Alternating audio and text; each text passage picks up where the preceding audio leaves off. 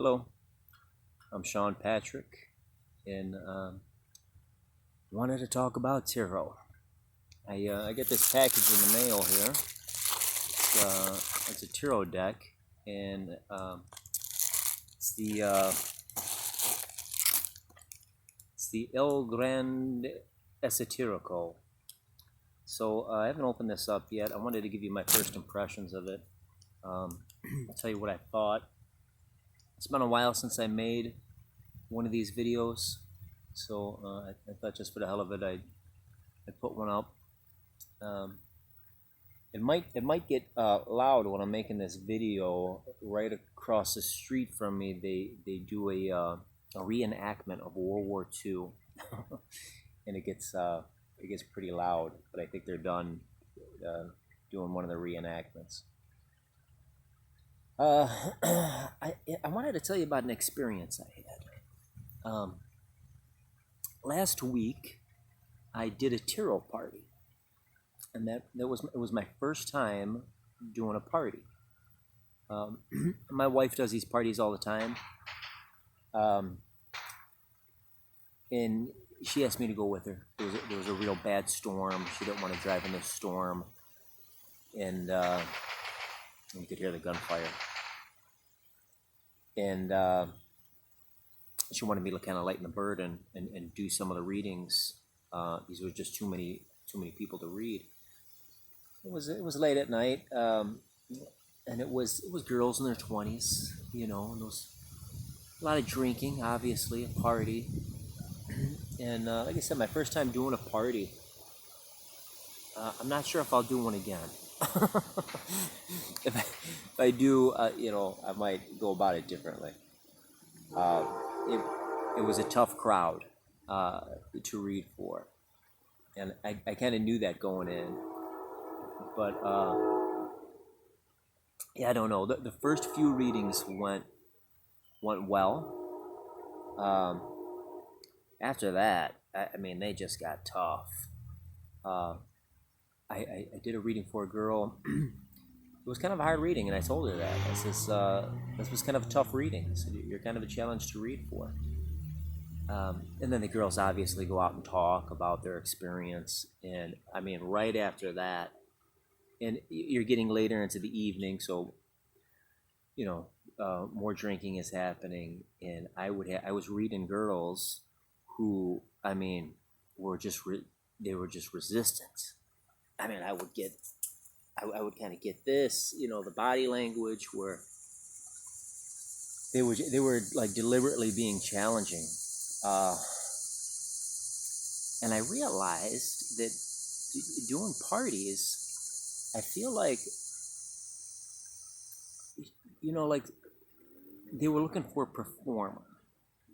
They really weren't looking for perspective or insight onto anything. Like I really feel like a lot of these parties where people hire a tarot reader, I feel like they're really looking for a performer. There's a bee buzzing around me.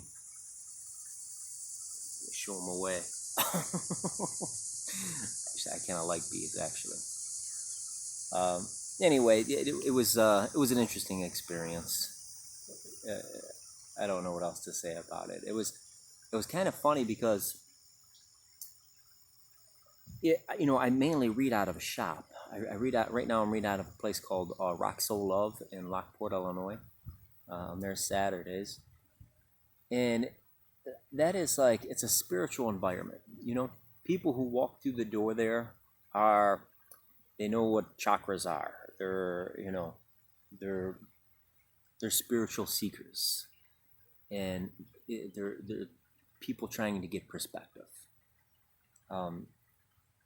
And I'm in kind of like my comfort zone. So doing a tarot party, I was outside my comfort zone, and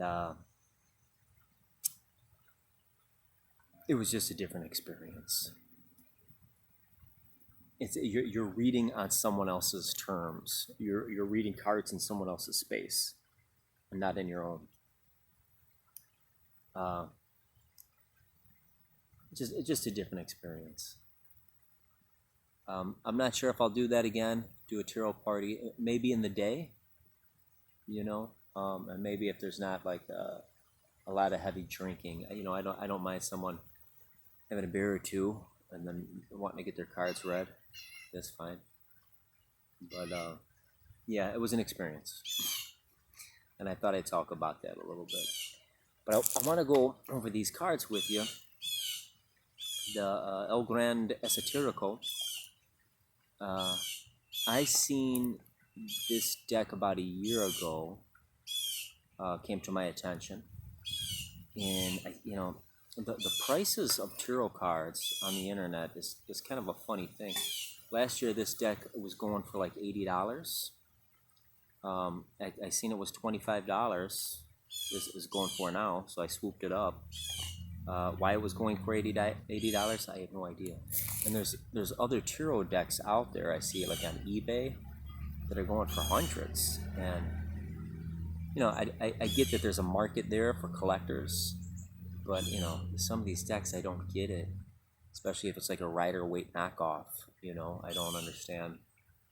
I mean, to each their own, but a lot of these prices on eBay or Amazon or wherever for tarot decks, they're all over the place. Some of the prices don't even make sense.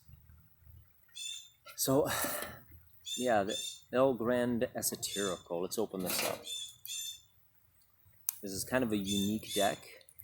I don't think I'm going to use this deck to read, to do readings with. I think I'm just going to kind of use it to study, because it's so unique. This is what's called the Spanish school of tarot, which is interesting because it deals with the Picard system, and Picard, I believe, was Swiss.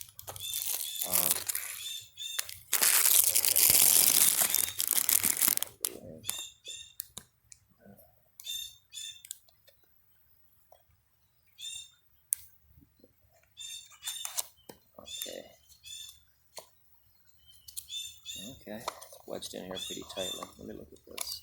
I'm kind of excited about this. Okay.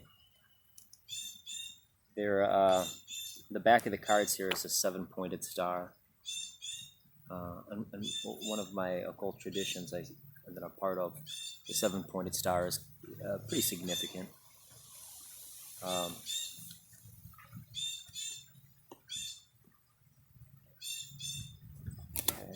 I see they divided this up here from the, very different looking.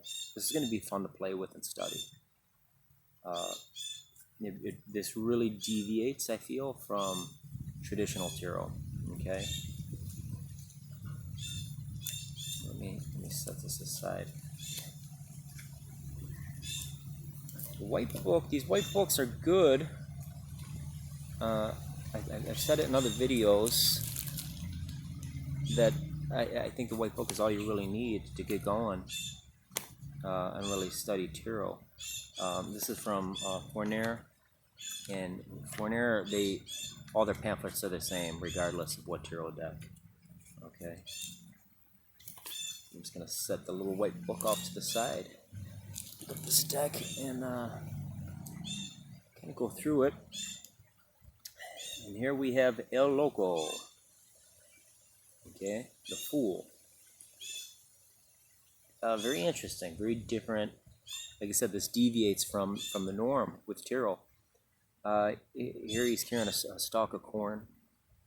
Okay, that's the Fool. You see this dog or cat, rat, I don't know what it is. It's biting his leg. There's a numerical value here, 300. That's associated with the letter Shin up top. That's where Spock got his thing. Leonard Nimoy got that from his rabbi, Shin.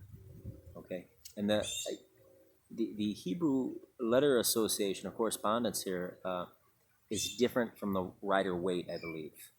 Okay, studying Hebrew letters and as such is not my strong suit. Here's the Magician.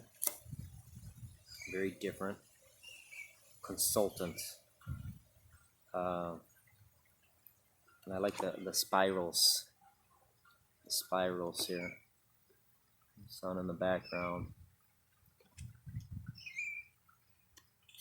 Okay.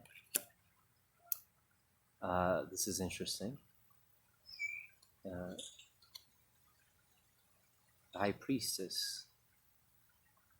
Here she's naked. She has fruit. She looks like Persephone. You know. I say that because it looks like she has a pomegranate. Okay.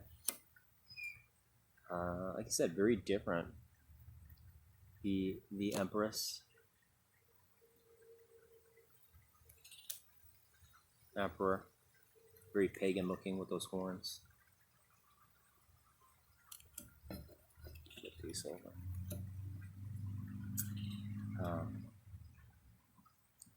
The Lovers is kind of reminds me of the Marseille a little bit. Justice. What the hell's going on here? It's holding up a little baby upside down. Okay.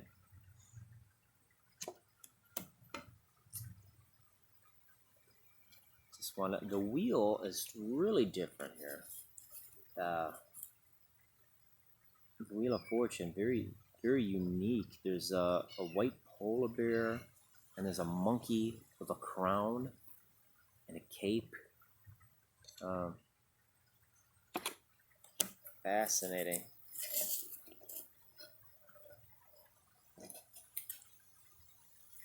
We have strength. Strength is looks like one of the classical virtues, symbols of virtues, except for here it's a man. I have a video where I go over the virtues of the tarot, strength being one of them. And the classical depiction of that is a woman either breaking a pillar in half or holding a club like this.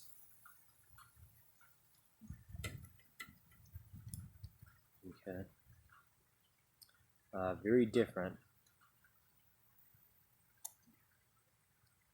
Death is not named, of course. Okay. The Devil looks like the classical Bachman. This is going to be fun to really study. I'm just going to use this deck to study. The star, the moon, the sun. Yeah, very different. Well, as I was saying, this is used the Picard system. All tarot is real heavy with numerology. You can make a lot of correspondence with Kabbalah and astrology and different things, but one thing is definitely certain is there's a correspondence to numerology there.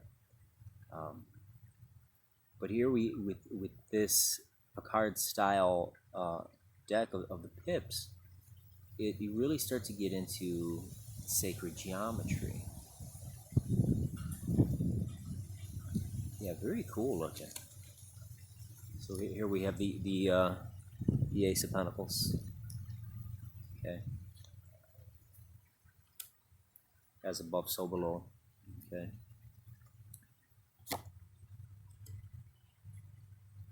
Two below, one above, right?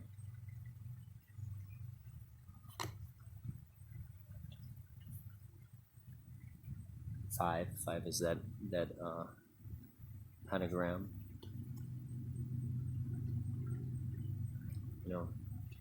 Six, just very different looking. Let's go to cups. Here we have an egg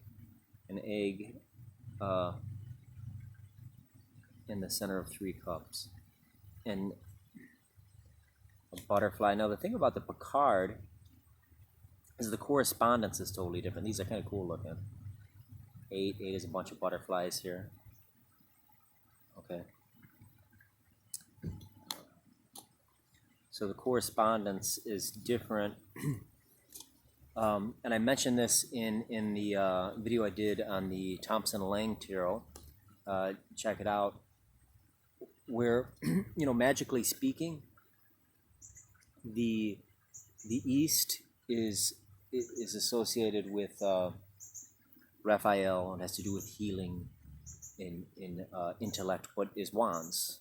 Wands is air, and swords is fire because it's forged in fire. But that correspondence changed with weight. Weight changed that correspondence to wands became fire, and swords become air because it slices through air. But with the Picard goes off in a totally different direction. And swords is water, and cups is air. Cups is associated with air. And I talk about that in one of my other videos. I believe it's the one on the Thompson Lang that I go over. So check out my other videos. Cool deck. I'm glad the price dropped on this. Really unusual deck. I'm glad I have this. And then the woman who is behind this deck, Marichu Guler, I think her last name was, Swiss name. She was a woman from Spain, a well-known psychic apparently in Spain. Interesting deck. Thanks for watching. Give the video a like, leave a comment, especially if you have any questions. And thanks for watching, and I will be seeing you again. Thanks so much. I'm Sean Patrick.